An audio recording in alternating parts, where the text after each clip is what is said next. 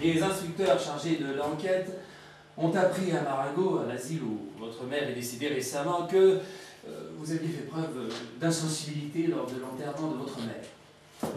Preuve d'insensibilité. Ce sont leurs propres mots.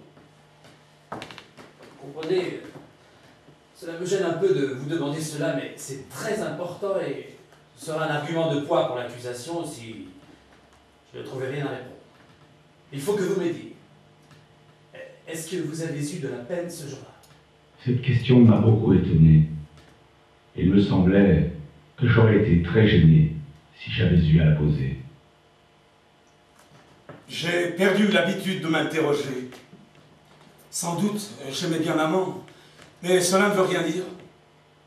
Tous les êtres sains ont plus ou moins un jour ou l'autre souhaité la mort de ceux qu'ils aiment. Je vous en prie, faites-moi la promesse que vous ne direz pas cela à l'audience, ni chez le magistrat instructeur. La nature est telle que mes besoins physiques dérangent souvent mes sentiments.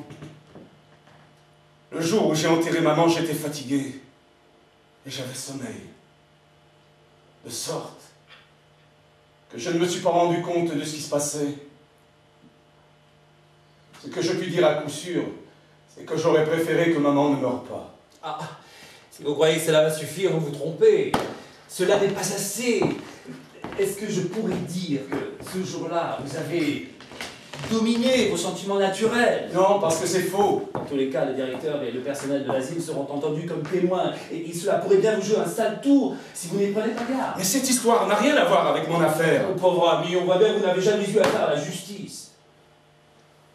Bon, je vous laisse. Et tâchez de réfléchir à ce que je vous ai dit. Il est parti avec un air fâché.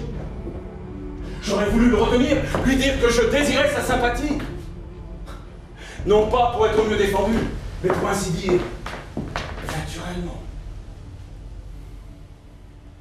Je n'ai rien dit. J'ai demandé 2 jours de congé à mon patron. Il ne pouvait pas me les refuser, mais il n'avait pas l'air content. Je lui ai dit, ce n'est pas de ma faute. Il n'a rien répondu. J'ai pensé alors que je n'aurais pas dû lui dire ça. En somme, je n'avais pas à m'excuser. C'était plutôt à lui à me présenter ses condoléances. J'ai pris l'autobus à 2 heures, il faisait très chaud. J'ai mangé comme d'habitude au restaurant chez Céleste. Ils avaient beaucoup de peine pour moi. Et Céleste m'a dit... On n'a qu'une mère. Quand je suis parti, j'étais un peu étourdi. Parce qu'il a fallu que je monte chez Emmanuel pour lui emprunter un brassard et une cravate noire. Il a perdu son oncle il y a quelques mois. Puis j'ai couru pour pas rater l'autobus. Cette course, cette hâte, c'est sans doute à cause de ça ajouté au chaos, aux 80 km qui séparent l'asile de Marengo à Alger. À l'odeur d'essence, à la réverbération de la route et du ciel, et je me suis assoupi. J'ai dormi presque tout le trajet. Madame, votre mère est entrée dans notre établissement il y a 3 ans, je crois. Vous étiez son seul soutien. Oui. Oui, monsieur le directeur, j'ai toujours Vous pensé n'avez que pas à maman vous et moi... justifier, mon cher enfant. Ici, vous savez, elle était avec des gens de son âge. Elle pouvait partager avec eux des intérêts qui sont d'un autre temps.